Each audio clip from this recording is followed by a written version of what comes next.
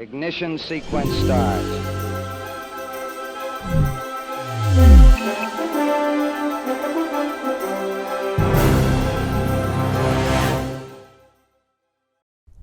Good morning. You're looking at Mission Control Houston, the International Space Station Flight Control Room at the Johnson Space Center in Houston, and the team of specialists who are keeping an eye on station systems as the first 24 hours of Expedition 63 passes quietly into history.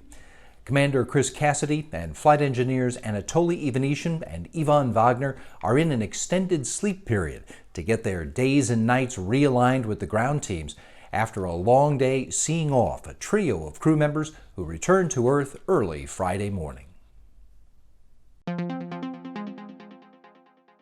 Welcome to Space to Ground. I'm Kayla LaFrance. As we count up to 20 years aboard the International Space Station, we reflect on a historic moment of adversity and triumph. Okay, Houston, we've had a problem here. This week marks the 50th anniversary of the flight of Apollo 13. During that mission, flight controllers on the ground and the crew on board worked together to turn a life-threatening situation into what has been called a successful failure. This week on the orbiting laboratory, Russian cosmonaut Oleg Skripochka handed over command of the station to NASA astronaut Chris Cassidy, who arrived on a Soyuz with his crewmates last week. Skripochka and crewmates NASA astronauts Jessica Meir and Andrew Morgan then said their farewells as the hatch was closed to their Soyuz MS-15 spacecraft. They undocked from the station to return home, bringing their Expedition 62 mission to an end. After the nearly 4-hour journey, the crew landed safely in Kazakhstan and were greeted by a recovery team before they parted ways to head off to their home nations. The next planned crewed flight to the space station, currently set for May, will be a special one, with the arrival of 2 NASA astronauts aboard the SpaceX Crew Dragon. And if you look closely, you might see the return of an old friend. The retired NASA worm logo is making a comeback to help capture the excitement of a new modern era of human spaceflight. It will make an appearance on the side of the Falcon 9 launch vehicle that will ferry Bob Behnken and Doug Hurley to the International Space Station as part of the Demo 2 flight, making the return of human spaceflight on American rockets from American soil. Keep sending in your questions using the hashtag AskNASA. And for more information on the incredible mission of Apollo 13, we invite you to download episode number 139 at Houston. We have a podcast where you can hear the thoughts of crew members James Lovell and Fred Hayes about their fateful mission. We'll see you next week.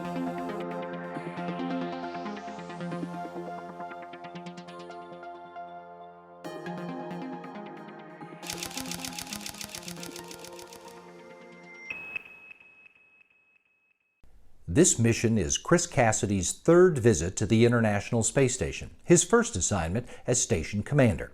And despite having already spent 182 days in space at the time he launched, most of that on board this space station, Cassidy says he'll be savoring every minute of this flight.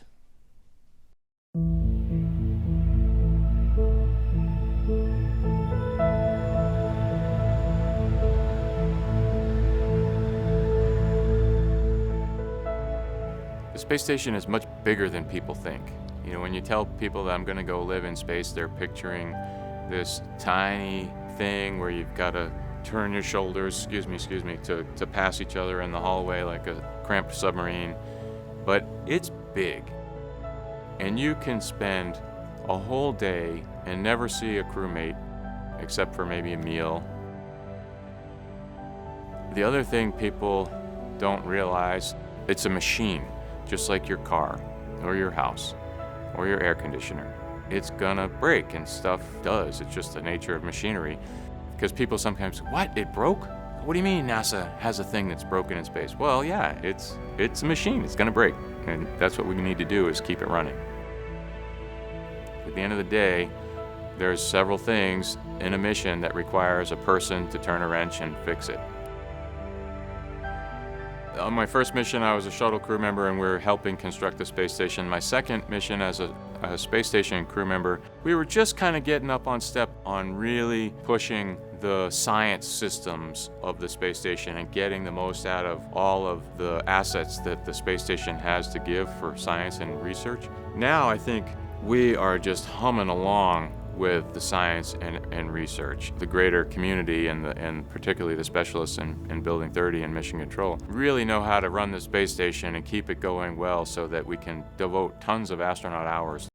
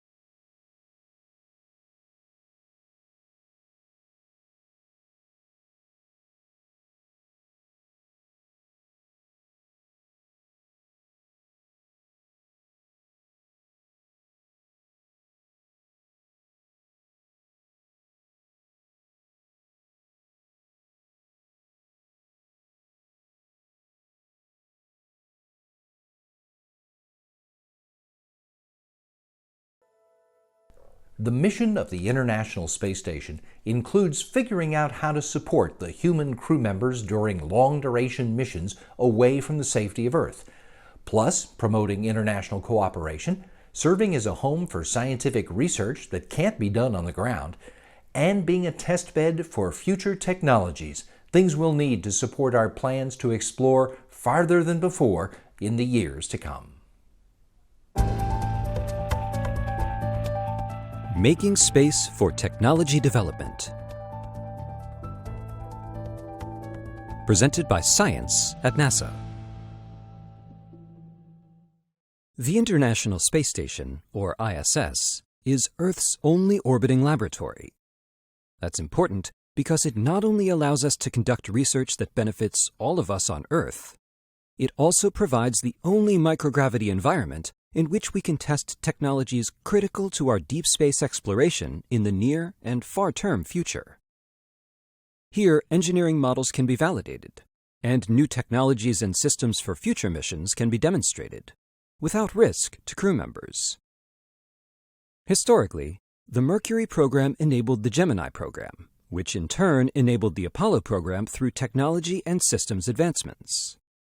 Today, the space station is giving us a similar experience in long-duration spacecraft operations and serving as a testbed for new technologies and upgraded vehicle systems, which are enabling future missions. Dave Horniak is NASA's ISS Technology Demonstration Research Portfolio Manager. He notes the ISS lets us demonstrate that a technology works as intended in a spacecraft environment. Demonstrations on the space station inform operators and flight crews how the system operates, proves interoperability with other systems, and demonstrates system safety and reliability. There are many technologies and capabilities that need to be developed as we move forward to the Moon and onto Mars. For example, researchers have recently tested a new design of solar array that will be used on the first module for the Deep Space Gateway, our future space station that will serve as a home base for astronaut expeditions to the Moon. Solar arrays in operation right now need to unfold before becoming active. But new designs allow future solar arrays to roll out and also retract. They were tested for strength and durability on the ISS and were designed to be more compact than current rigid panels. NASA's Orion Multipurpose Crew Vehicle is a 4-person exploration craft designed to take astronauts farther in space than anyone has gone before. Its backup navigation system uses a new technology that is optically based. It captures images of the Moon or Earth, and based on their size and angle, an algorithm determines Orion's location. These optics can't be tested on Earth because our atmosphere would distort the images enough to make the algorithm inaccurate.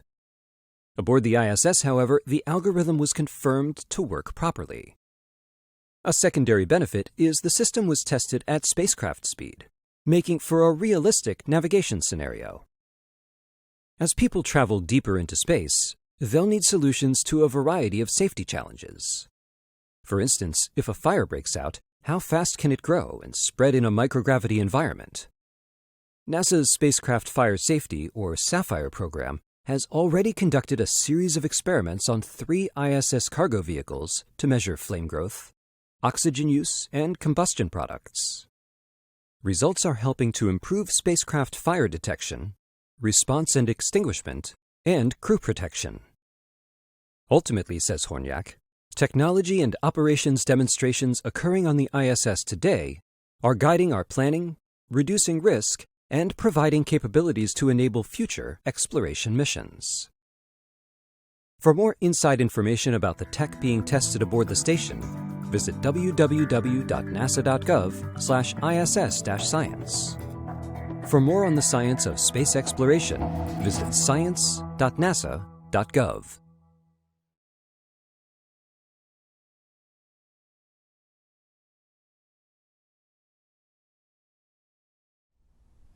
In addition to being the hands-on laboratory assistants for science research in space, the International Space Station's crew members spend some of their time sharing the experience and working with students to teach them more about scientific concepts. Astronaut Scott Tingle made this demonstration video about the importance of nutrition for men and women who are of this planet, if not on it at the moment.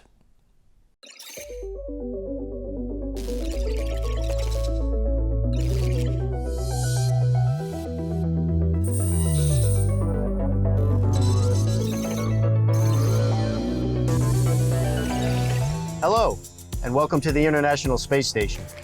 My name is Scott Tingle. Here on the space station, we live in a microgravity environment, which makes eating here a very unique experience. To stay healthy, we have to maintain a nutritious diet, just like we would back on Earth. Let's go take a look at some of our food and drinks and check out our meal preparation area. During long-duration spaceflight, we have to make sure that we receive enough energy, proteins, and vitamins. Our food lab back on Earth makes sure we get plenty of each as they carefully prepare, test, and package everything. We combine all of this excellent nutrition with exercise to ensure our bodies stay healthy and strong while we're here. We eat 3 square meals a day, just like we do on Earth, and maybe throw in a snack or two. One of my most favorite foods to eat are natural raisins. Here on Space Station, we have to keep our calories up if we want to get all our work done. And the carbohydrates in these raisins really help. And they're kind of fun to eat, too.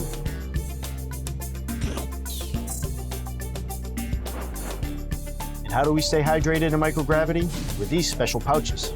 They're filled with water, and we use a straw that has a one-way valve that prevents water from floating out of the pouch while we're not drinking from it. Here's a liquid drink. This is a tropical punch for today. I love drinking fluids on station.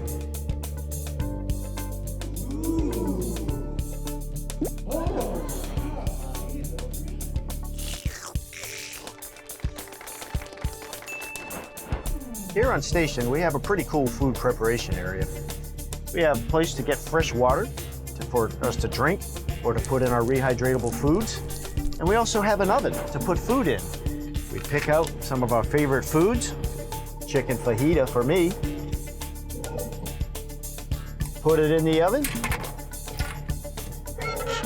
Close the door and turn it on.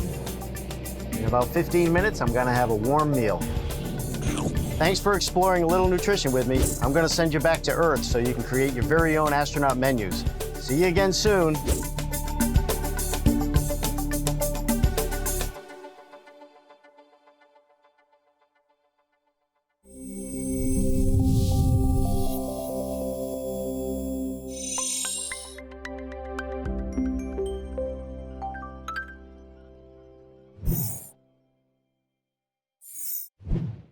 Today, April 17th, is the 50th anniversary of one of the milestones at NASA, the splashdown of Apollo 13, with the astronauts alive and mostly well after an onboard explosion canceled their plans to land on the moon. The program that made good on a president's challenge to America also had the profound effect of inspiring much of a generation of Americans to a lifetime of exploration that continues right up to today and tomorrow. The exploration of space will go ahead, whether we join in it or not.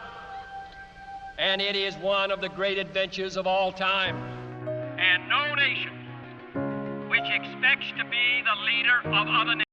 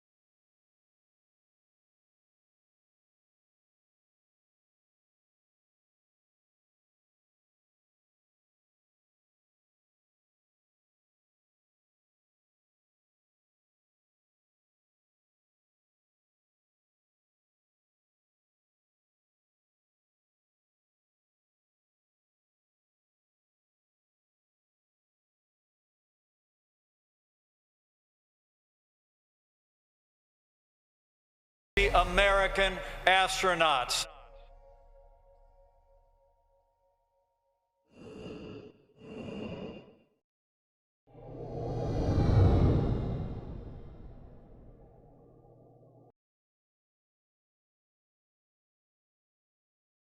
This coming Wednesday, April 22nd, is Earth Day, and it's the 50th anniversary of the first observance. Check nasa.gov/Earth Day for all the events NASA's planning in recognition. For astronaut Drew Morgan, he took time 2 weeks ago, while getting packed up to return to Earth, for a long look out the window, taking pictures of the planet that is the focus of the upcoming event. It's April 6th, 2020. It's early in the morning on our really long day, like an 18-hour day where we're going to do SpaceX release. And so I've got some free time, and I was going to do a little bit of photography with this 16mm lens, which is a wide-angle lens. It's kind of nice because it captures pieces of the space station as well as pieces of the window, and it kind of frames the pictures nicely. It does cause a little bit of distortion, exaggerates the curvature of the Earth, but I like them because it kind of gives the pictures a more spacey feel when you can see the ISS and the window and the curvature of the Earth. So taking some photos here. So we're flying northeast across, just flew across the Red Sea. Now this is Saudi Arabia. We just saw the Nile River a second ago.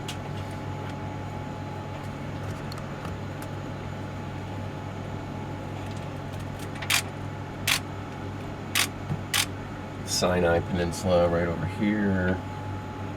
There we go, Sinai. See the Nile River there.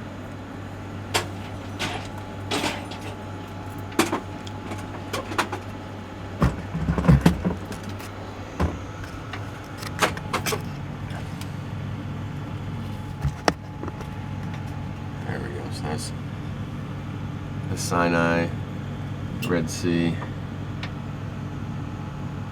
See the Mediterranean. Yes, I like this perspective better.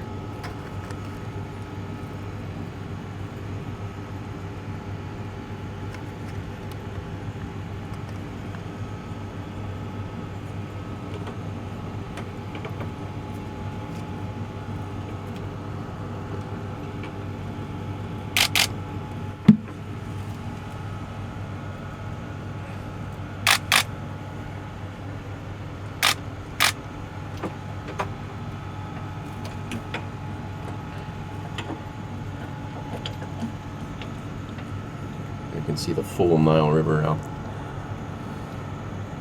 in the distance there. This is one of my favorite views, one of my favorite passes is coming over this corner of the Middle East, Africa. It's almost always clear. Oh, there's cool. That's cool there. You can see all of Israel. I'll take a shot of that.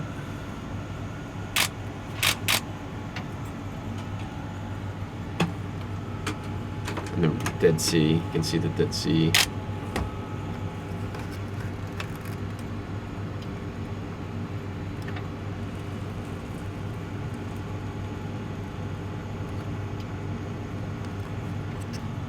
Open these windows. This is the last window I hadn't opened up yet. This looks the back half of the ISS, and there's the Russian segment and the Progress vehicle, and there's the Red Sea back there behind us as we passed over.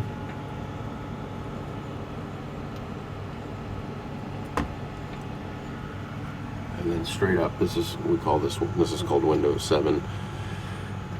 This is looking, we'll say nadir, or straight down at the Earth.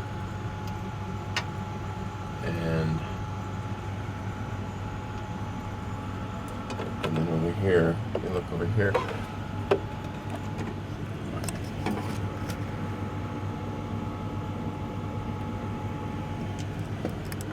that's the Cygnus vehicle there. That'll be here for a couple more weeks into May. But looking down, that's the Arabian Gulf or the Persian Gulf, depending on your perspective. And now we're crossing over into Iran.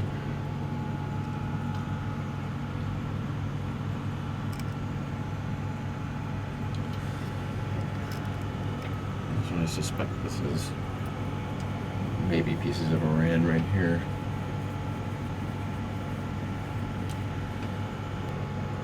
And this is the, I had to double check my math there, but yeah, that's the Caspian Sea here.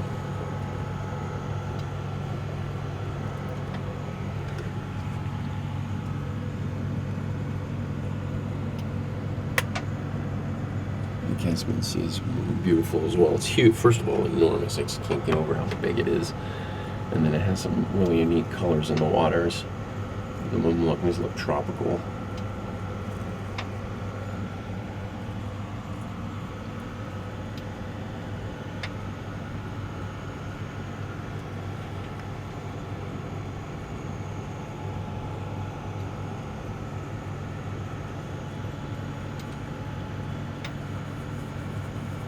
So as we make our way in the velocity vector, the direction that we're traveling right now, so we're still on an ascending nose, so we're still traveling northeast over the Earth, and then eventually we'll start heading south as we hit the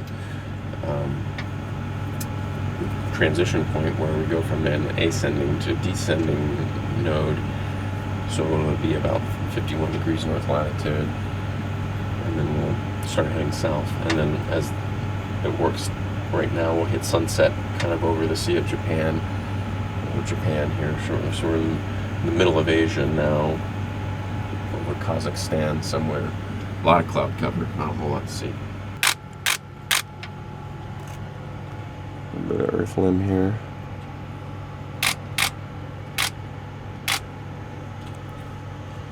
All right, well, that's a morning. I just got up, unshaven, tore out the cupola, taking some pictures with a 16mm lens at the beginning of a very, very long day.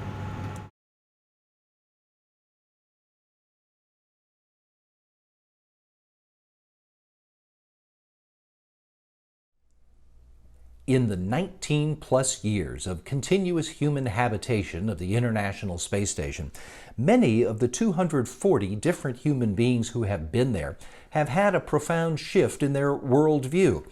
Apparently, looking down on the entire world, as Drew Morgan was just doing for our benefit, has that effect on people. In fact, the phenomenon has a name. It's called the overview.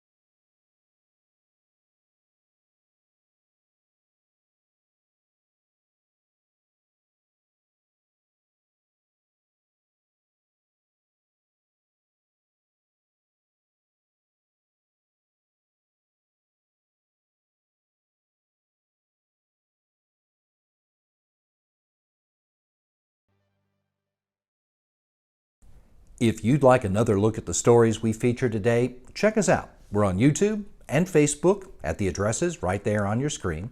And be sure to look around because you will find lots of other cool stuff about NASA and America's human spaceflight program. If you're going to be out on the internet anyway, you can also easily check out Houston, We Have a Podcast. That's where we talk to folks about their work in all aspects of space exploration. We post new episodes every Friday. Today, in recognition of the Soyuz landing and return to Earth of the Expedition 62 crew members, Gary Jordan has put together a first-person narrative to take you along on a trip to Kazakhstan to pick up station crew members when they go bump in the desert. It's a good listen. And next Wednesday, by the way, special for Earth Day, we'll post early with a talk with the scientist in charge of Earth observation experiments on the space station and learn about the value of what they can see down here from up there. Go to nasa.gov/podcasts for today's episode. It's where you'll find all of our previous episodes too, and the full library of all the NASA podcasts, all of which you can also listen to on Apple Podcasts, Google Podcasts, and SoundCloud.